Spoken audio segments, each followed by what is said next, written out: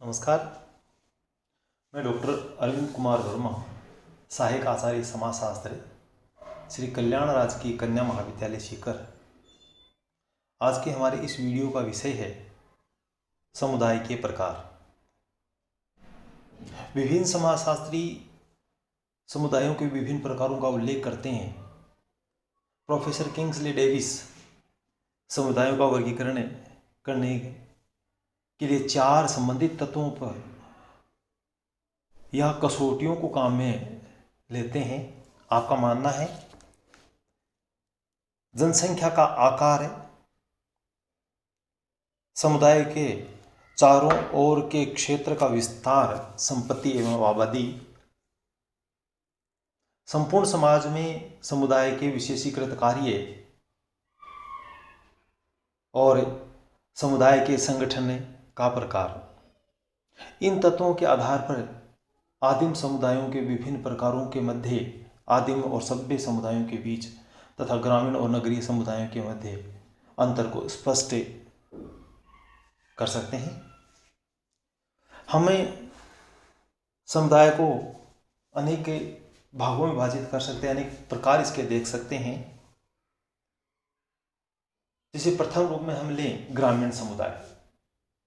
देखिए, ग्रामीण समुदाय वह समुदाय है जहाँ के लोग मुख्यतः कृषि अर्थव्यवस्था पर आधारित होते हैं, जहाँ की सीमित जनसंख्या होती है, जहाँ सामाजिक दृष्टि से पिछड़े लोग निवास करते हैं, शिक्षा स्वास्थ्य का स्तर निम्न होता है, ग्रामीण समुदाय कहलाता है।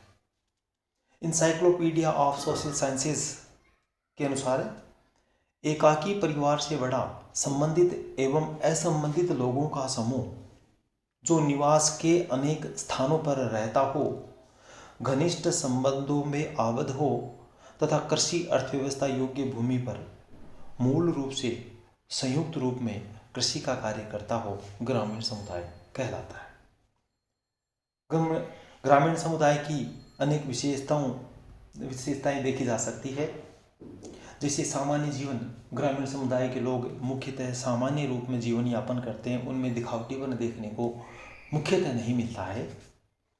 प्रकृति एवं कृषि पर आधारित ग्रामीण समुदाय के लोग मुख्यतः प्रकृति पर आधारित होते हैं, कृषि पर आधारित होते हैं। सामुदायिक भावना या हम की भावना, अर्थात अगर ग्रामीण क्षेत्र में देखा जाए तो लोग नगरीय क्षेत्र की तुलना में अधिक सामुदायिक भावना में आबद्ध होते हैं। यदि किसी व्यक्ति का स्वास्थ्य खराब हो जाता है तो उस व्यक्ति के साथ जाने वाले लोगों की भीड़ लग जाती है, लेकिन यही स्थिति अगर नगरीय समुदाय में देखने को मिले तो वहाँ पर उसके साथ जाने के लिए लोग अपने पांव पीछे की ओर खींचते हैं। संयुक्त परिवार यहाँ देखने को मिलता है। स्त्रियों की स्थिति निम्न होती है, जिसका प्रमुख कारण जॉइंट फैमिली होता है या फिर सभी लोग मिलजुल कर जो रहते हैं, वहाँ पर स्त्रियों पर प्रमुखतः ध्यान नहीं दिया जाता। ग्रामीण समुदाय सीमित जनसंख्या रखता है, छोटा इसका आकार होता है। छोटा आकार होने के कारण से अत्यधिक अंतःक्रियाएं देखने को मिलती है। यहाँ शिक्षा का स्तर निम्न होता है, परंतु आंशिक रूप से आत्मनिर्भर भी होता है। दूसरा है नगरीय समुदाय। नगरीय समुदाय वह समुदाय है जहाँ के लोग मुख्यतः औद्योगिक अर्थव्यवस्था पर आधारित होते हैं। अत्यधिक जनसंख्या होती है, जहाँ सामाजिक दृष्टि से उच्च परिस्थिति वाले लोग निवास करते हैं। शिक्षा स्वास्थ्य का स्तर उच्च होता है तथा जो जटिल श्रम विभाजन एवं विशेषीकरण पर आधारित होता है, नगरीय या शहरी समुदाय के नाम से जाना जाता है। नगरीय समुदाय की विशेषताएं निम्न अंतःक्रियाएं। यहाँ लोग दूर दूर पर बसे होते हैं, एक दूसरे से बहुत कम मिलने का प्रयत्न किया जाता है या कम मिलते हैं, इसलिए अंतःक्रियाएं उनमें कम होती है। जटिल व्यवस्था होती है, जहाँ अनौपचारिकताएं कम और औपचारिकताएं अधिक देखने को मिलती है। जनसंख्या की अधिकता होती है, साथ ही एकल परिवार देखने को मिलते हैं। व्यवसायों की बहुलता तथा अन्य उद्योग देखने को मिलते हैं। सामुदायिक भावना देखने को मिलती है, लेकिन ग्रामीण परिवेश की तुलना में थोड़ी कम देखने को मिलती है। शिक्षा का स्तर उच्च होता है, तो इस प्रकार नगरीय समुदाय है उसकी विशेषताएं देखने को मिलती है। एक है लघु समुदाय।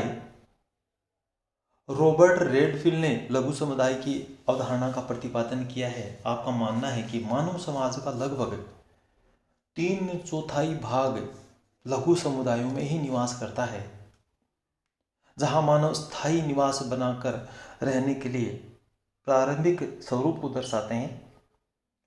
रॉबर्ट रेडफील्ड ने लघु समुदाय की 4 विशेषताओं का उल्लेख किया है। आपका मानना है कि लघु समुदायों का आकार बहुत छोटा होता है, इनकी जीवन शैली विशिष्ट प्रकार की होती है, जीवन एवं संस्कृति में समरूपता देखने को मिलती है और प्रमुखतः आत्मनिर्भर होते हैं, जहां पर वे अपने जन्म से लेकर मृत्यु पर्यंत तक की संपूर्ण आवश्यकताओं की पूर्ति कर पाते हैं। एक है जनजातीय समुदाय।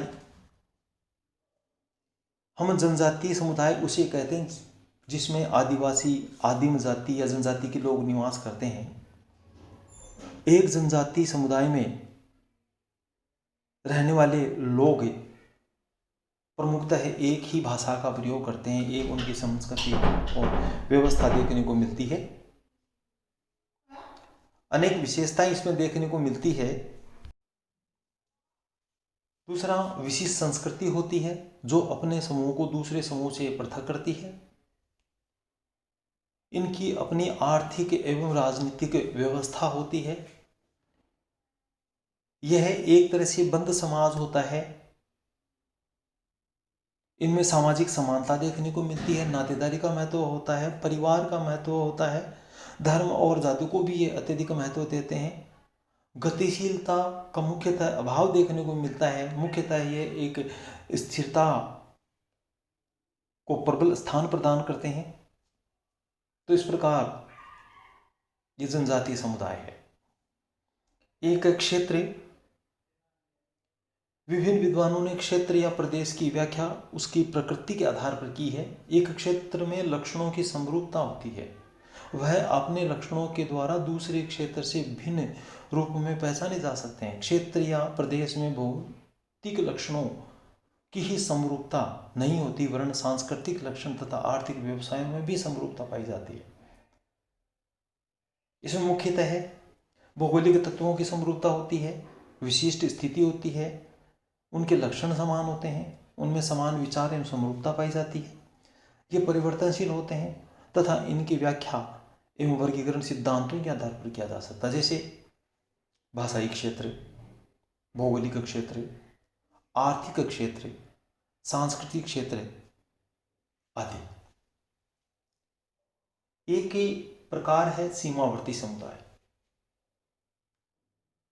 सीमावर्ती समुदाय वह समुदाय है जिसमें समुदाय होने के बहुत से तत्व पाए जाते हैं, परंतु फिर भी समुदाय होने के संदर्भ में भ्रम उत्पन्न होता हो, तो इस प्रकार के समुदाय को सीमावर्ती समुदाय के नाम से जाना जाता है। जैसे उसमें व्यक्तियों का समूह होता है, निश्चित भौगोलिक क्षेत्र होता है, हम की भावना होती है, लेकिन इनमें से कोई सा एक तत्व है, उस तत्व की थोड़ी कमी देखने को मिलती है। जैसे जाति, विभिन्न भौगोलिक क्षेत्र का अभाव निश्चित भौगोलिक क्षेत्र का अभाव, विभिन्न क्षेत्रों में ये फैले होते हैं। हम की भावना यांत्रिक समाजों में अधिक, परंतु स्वावयवी समाजों में कम देखने को मिलती है। जहाँ यहाँ पर यांत्रिक समाजों का तात्पर्य है पुरातन समाज, छोटे समाज, और स्वावयवी समाजों का तात्पर्य वर्तमान के जटिल समाज। जाति उपजातियों में ये विभाजित होती जा रही है। दूसरा, पड़ोस से विभिन्न आवश्यकताओं की पूर्ति नहीं होती। नगरीय क्षेत्र में सामुदायिक भावना का अभाव पाया जाता है। पहले पड़ोस विकसित होता था, परंतु वर्तमान में जानबूझकर बनाए जाते हैं। पहले परिवार विभिन्न आवश्यकताओं की पूर्ति का केंद्र हुआ करते थे, परंतु वर्तमान में नहीं होते। इनमें हम की भावना में कमी देखने को मिलती है। निश्चित भौगोलिक क्षेत्र में कमी देखने को मिलती है। बंदीगृह या कारागृह